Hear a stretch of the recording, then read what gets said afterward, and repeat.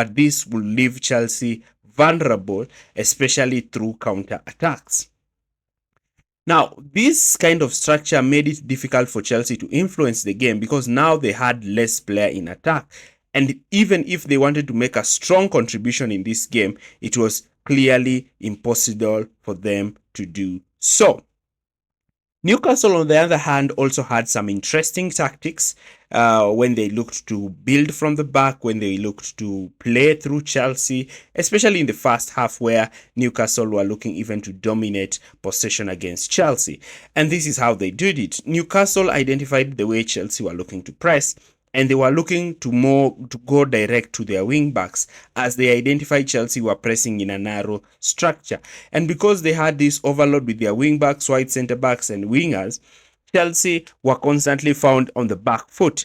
And when Chelsea decided to sit in a 4-4-2, we started to see Newcastle's box midfield creating problems for Chelsea. And Chelsea's midfielders in particular were being dragged out of position.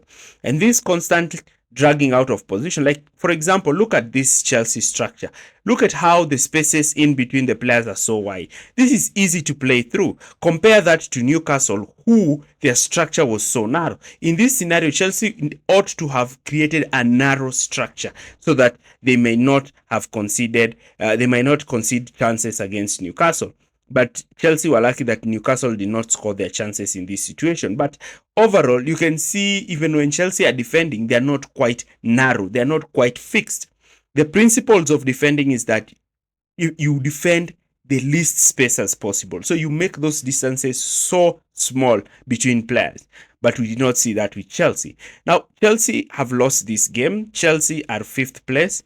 Chelsea are the ones who are in the most danger in this kind of fixture. They are 2 points behind Manchester City, 3 points behind Newcastle, and they will heavily rely on Arsenal taking points from Newcastle, as well as them winning the 2 games. It is non-negotiable for Chelsea to win the next 2 games against Manchester United and away at Nottingham Forest. Manchester United has been that team against Chelsea. We don't know what is going to happen. So, in my opinion, Chelsea have to need to win this game.